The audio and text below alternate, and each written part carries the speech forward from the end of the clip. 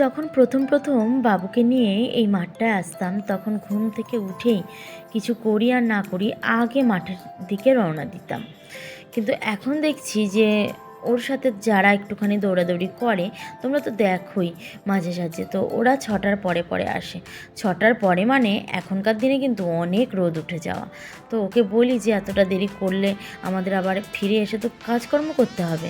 আর 2 দিন তারপরেই স্কুল শুরু হয়ে যাবে, জানি না তারপরে যেতে পারবো কি না সকালবেলা ওকে নিয়ে। আর সকালবেলা না গেলে তো আর বিকেলেও যেতে পারবো না। তো বাবুকে কিন্তু বড় হয়ে, মানে বাবু বড় হয়ে অনেক দিনই কিন্তু কাছে পেয়েছি। মানে তোমরা হয়তো ভাবে যে কী বলে, পাগলের মতো বকে যাচ্ছে। না না, আমি সে কথা বলছি না। বলছি যে এই বয়সী বাচ্চারা তো সব স্কুলেই যায়, কিন্তু এত বড় হয়ে গেছে, স্কুলে পড়ার মতো যখন বয়স হয়েছে তাহলে তো বড়ই হয়ে গেছে না। তো যেহেতু স্কুলটা চেঞ্জ করেছি, সেহেতু কিন্তু প্রায় 4 মাস পুরো আমার বাবু কিন্তু ঘরে বসেছিল। ঘরে বসে পড়াশুনো করেছি, তোমরা তো জানোই। ওকে এমনি এমনি বসিয়ে রাখিনি। তো যাই হোক, একটুখানি বলে নিলাম। আর 2 দিন তারপরে ও ওর জগতে ফিরে যাবে, নতুন জার্নি শুরু হবে। তোমরা সবাই আশীর্বাদ নিশ্চয়ই করবে। যেদিন যাবে অবশ্যই তোমাদের কাছ থেকে আশীর্বাদ নিয়েই যাবে। Good morning and welcome back to my channel Joyce world. তোমরা নিশ্চয়ই খুব ভালো আছো, আমিও আছি, মোটামুটি আছি। এখন বাজে তোমার, দাঁড়াও বলছি, 9টা 35 বাজে। আমি তাড়াতাড়ি করে স্নান করে এবারে পুজো দেবো। দাঁড়াও একটু বসি। পুজো দেবো বলে আমি তাড়াতাড়ি করে স্নান করে জাস্ট ঘরে ঢুকলাম, এখনও সিঁদুর পরা হয়নি। তো পরে আমি যাব পুজো দিতে। আর পুজো দেওয়ার পরে আমাকে যেতে হবে, খাওয়া দাওয়া একটুখানি সকালে টিফিন করে আমাকে যেতে হবে ব্যাংকে।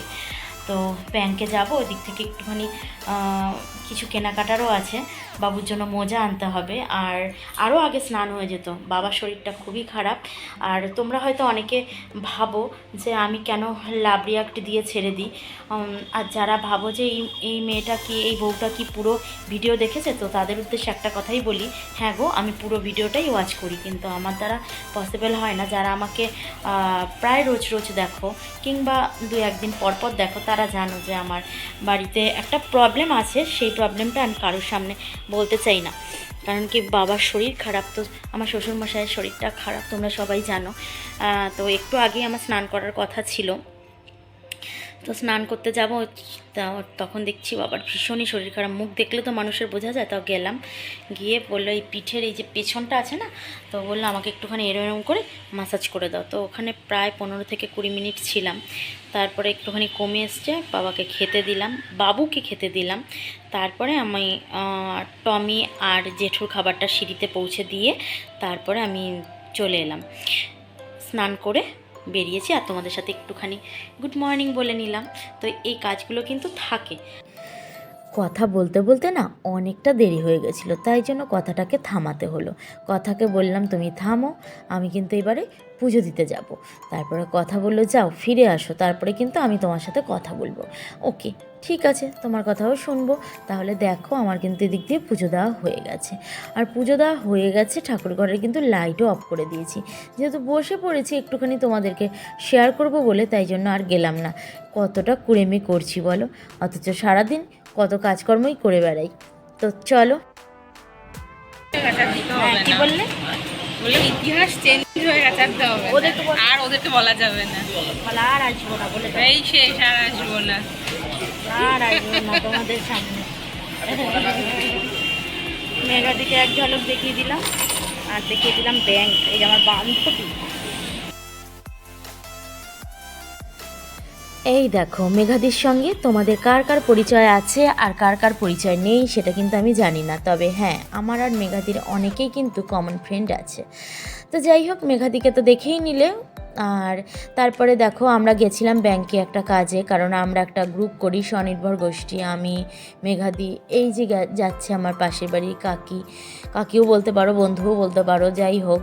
তো আমরা কিন্তু গেছিলাম গ্রুপের কাজে, বললামই তো সেখান থেকে আমরা এখানে গেছিলাম একটা জিনিস দেখতে। তো সেই জিনিসটা ভাবছিলাম যে নেব, কিন্তু এই মুহূর্তে বললেই তো আর নিয়ে আসা যায় না, না, কারণ আমি তো আর টাকা পয়সা নিয়ে যাইনি যে এটা আনবো।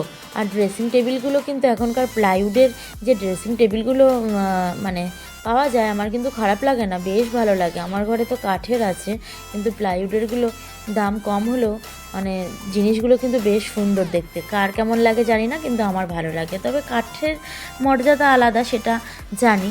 এই যে এই জিনিসগুলো কিন্তু ভীষণই ভালো লাগে। তো এই জিনিস একটা আমার ভীষণ প্রয়োজন, কারণ যেহেতু আমার ডাইনিং টেবিলটা এখনও আসেনি, তাই ভাবছিলাম এই জিনিস একটা কিনে ওর মধ্যে আমি রান্না করা জিনিসগুলোকে রাখতে চাই। যেহেতু এগুলোর পাশ দিয়ে একটুখানি খোপ কাটা আছে, মানে ফুটো ফুটো করা আছে, তাহলে হাওয়া বাতাসটাও ঢুকতে পারবে আর ডাল তরকারি কিছুই নষ্ট হবে না। তো নেক্সট টাইম চিন্তা করে দেখব। আর মনে মনে একটা স্থিরও করেছি, দেখা যাক কী হয়। চলো এবার বাড়ির দিকে যাই। বাড়ির দিকে একটা জিনিস তোমাদের সাথে শেয়ার করব। সেটা হচ্ছে, যখন আমি ব্যাংকে যাচ্ছি তখন আমাকে ফোন করে মানে ডেলিভারি বয়, যে আপনি কি বাড়িতে আছেন। যেহেতু আগে পে করা ছিল, তাই জন্য আমি শুধুমাত্র ওই কী বলে ওটাকে, একটা কোড আসে না ফোনের মধ্যে, তো সেটা বলে দিলাম। আর উনি কী করলো, নিচ থেকে ছুঁড়ে পুরো আমার শ্বশুরমশাই যেই ঘরটায় আছে সেই ঘরটার মধ্যে পাঠিয়ে দিল। তাহলে আর আমাকে থাকতে হলো না। তো এটা নিয়েছিলাম হচ্ছে গিয়ে ফ্রিজের ঢাকনা। ওপরের ঢাকনা আছে, 3টে ম্যাট আছে, আর দেখো হ্যান্ডেলের মধ্যে ধরার জন্য যেই জিনিসটা দিয়েছে, কয়টুকু মনে হয় কাপড় হারিয়ে গেছিলো, এইটুকু কুড়িয়ে পেয়েছে, না হলে হাওয়ায় উড়ে গেছিলো, সেইটুকুই আমাকে দিয়ে দিয়েছে। এতটাই কম দিয়েছে। তো যাই হোক, ভেতরের জিনিসগুলো কেমন হয়েছে তোমরা কিন্তু অবশ্যই জানিও। আমার তো হ্যান্ডেলটা বাদে অন্য জিনিসগুলো বেশ পছন্দ হয়েছে, ভালো লেগেছে সত্যি।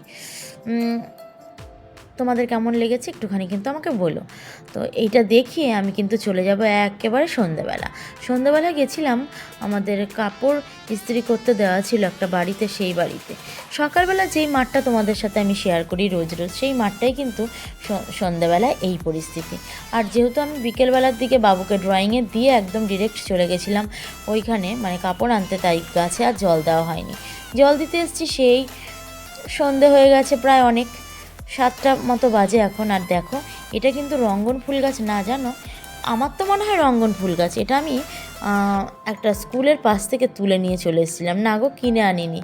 আসলে এইটুকু আমি করেই থাকি, ফুল গাছ যে কোনো গাছ চুরি করলে কিচ্ছু হয় না। তাই বলে তোমরা যদি আমাকে চোর মনে করো, করতেই পারো, আই ডোন্ট কেয়ার, কারণ কি গাছ বলে কথা। তো বুঝতেই পারছো, এই এত নকশা করে ভিডিওটা কে করে দিচ্ছে আমাকে। অবশ্যই আমার বাবু। এই নকশাগুলো কিন্তু ওই করতে পারে। তোমাদের কেমন লাগে আমাকে একটুখানি জানিও তো। তো আমি কিন্তু একদম লাস্ট প্রান্তে চলে এসেছি, আর আমি জানি না আমার সঙ্গে কে আছো এতক্ষণ পর্যন্ত। যারা যারা আছো তাদেরকেও অনেক অনেক ধন্যবাদ, আর যারা যারা না আছো তাদেরকেও অনেক অনেক ধন্যবাদ। যাই হোক, তোমাদের আমি না আছো তাদেরকে ধন্যবাদ এই কারণেই জানাই, তোমাদের মূল্যবান সময় থেকে যদি আমাকে 5 মিনিট দিয়েও যাও 8 মিনিটের জায়গায়, তাতে করে তোমাদেরকে ধন্যবাদ না জানানোর মতো কিছুই নেই। তারপরে দেখো, বাবুকে কিন্তু একটুখানি এই ম্যাগি আর পাস্তা যেই ফাঁকিবাজি রান্নাটা আমি ওকে করে দিই, সেটা কিন্তু ও বেশ মন খুলে খেয়ে ওঠে। তো আমার বাবু লক্ষ্মী বাবা। যাই হোক, এখন ঘুমোচ্ছে, ওর পাশে বসে বসে আমি ভয়েস ওভার দিচ্ছি, তাই জন্য এই কথাগুলো বলছি, না হলে বলতাম না। আর রাত্রেবেলা হয়েছিল আমাদের বাড়িতে সেদ্ধ চালের খিচুড়ি, আর ওই যে ওটাকে কী বলে, চিপস আর বেগুন ভাজা। তো যাই হোক, সবাই ভীষণ ভালো থেকো, একে অন্যের সাথে জুড়ে থেকো, কেমন। আর যারা যারা নতুন এসছো তোমাদেরকে বলি, আমার চ্যানেলটা যদি তোমাদের ভালো লেগে থাকে তাহলে থেকে যেতে পারো। টাটা, আজকের মতো আবার আসবো।